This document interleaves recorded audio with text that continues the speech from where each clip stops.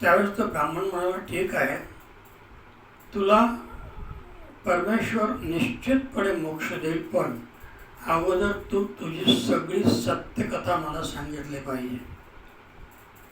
त्यावेळेस तो म्हणाला, मी पूर्वी फार धनवानी श्रेष्ठ होतो, धनवंत होतो, श्रीमंत होतो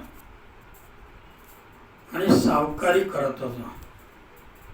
सकळ वस्तूंच्या रक्षण करणारे अनेक सेवेकरी माझे होते.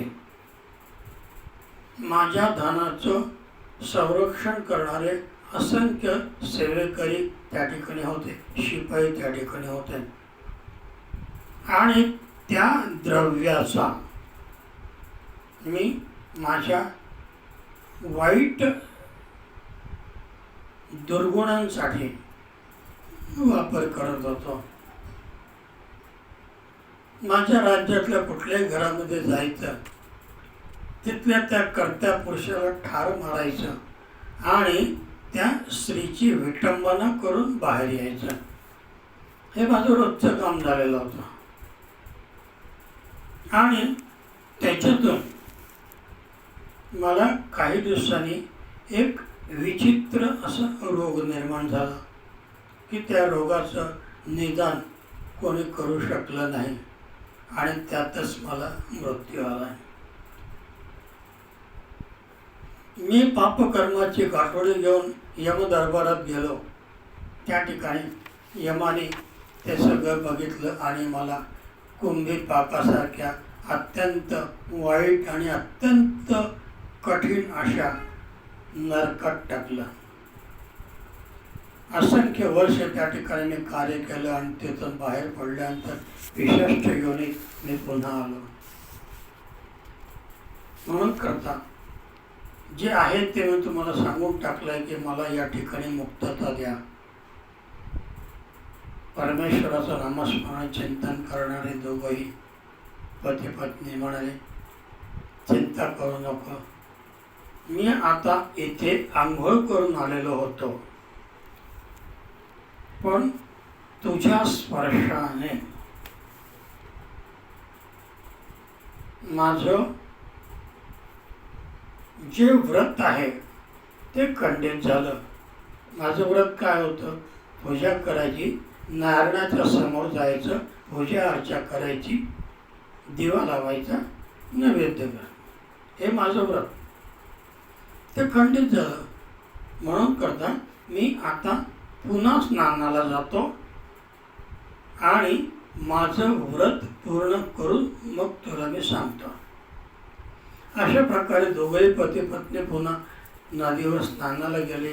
स्नान केलं, नामस्मरण चिंतन करत नारायणाची यथोचितपणे पूजा अर्चा केल्यानंतर त्या ब्राह्मणाने त्याला सांगितलं की तुला मी माझं 3 दिवसाचं व्रत त्याचं पुण्य तुझ्यासाठी अर्पण करतो आणि तुला मुक्तता त्याच्यातून मिळेल. त्याप्रमाणे त्यांनी ते तीर्थ त्याला अर्पण केलं, त्याला मुक्तता मिळाली, मुक्ती मिळाली. परमेश्वराचं नामस्मरण चिंतन करत तो स्वर्गाकडे जाण्यासाठी निघाला. इकडे हे दोन्ही पती पत्नी नारायणाचं स्वरूप दिसल्यानंतर स्वतःला धन्य मानलं आणि त्या नारायणाच्या चरणावर ते दोघंही स्वतःही लीन झाले. आणि म्हणून 3 जन्माला मुक्त झाला. ते पिशाच 3 जन्मात मुक्त झालं आणि 3 स्नानांनी त्याच्या सगळ्या पीडा नष्ट झाल्या आणि म्हणून करता त्याला तात्काळ मुक्ती मिळाली. त्याचे सर्व पाप नष्ट झाले आणि अशा प्रकारे ह्या अधिक मासाच्या 17व्या अध्यायात सुद्धा 3 दिवसाच्या स्नानाचं महत्त्व हे सांगितलेलं आहे. ज्यांना ज्यांना जे जे शक्य होईल ते ते त्यांनी करावं. परमेश्वराचं नामस्मरण चिंतन, जप तप ध्यानधारणा, भजन पूजन कीर्तन असंख्य वाटा आहेत, परंतु ज्याही वाटा आपण धरणार आहोत त्या वाटेचा संकल्प करायचा आहे, निर्धार करायचा आहे, याच वाटेने जाईल. कारण कुठल्याही नदीमध्ये दिवा सोडा तो समुद्रालाच जाऊन मिळतो.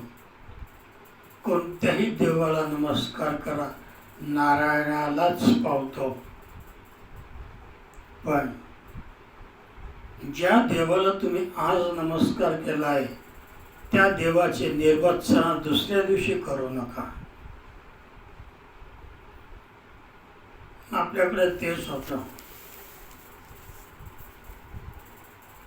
मला गुरु करायचा आहे म्हणून असंख्य माणसं गुरुचा शोध घेत फिरतात.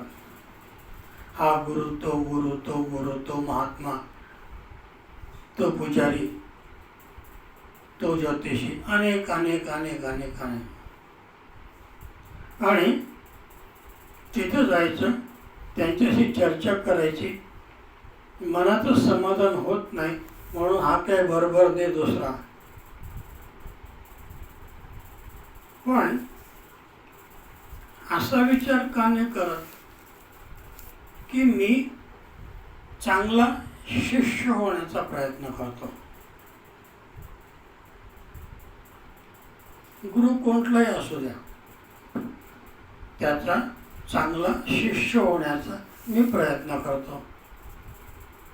आणि अशा पद्धतीने जर वागणूक करण्याचा प्रयत्न केला तर गुरुच्या माध्यमातून लवकर ज्ञान प्राप्त होईल नाही होईल तो त्यांचा विषय. पण शिष्यत्व पत्करलं तर नारायण निश्चितपणे तुम्हाला सद्बुद्धी देतो. आणि असे काही प्रसंग तुमच्या समोर येऊन उभे राहतात ज्याला 5 संधी म्हणतात.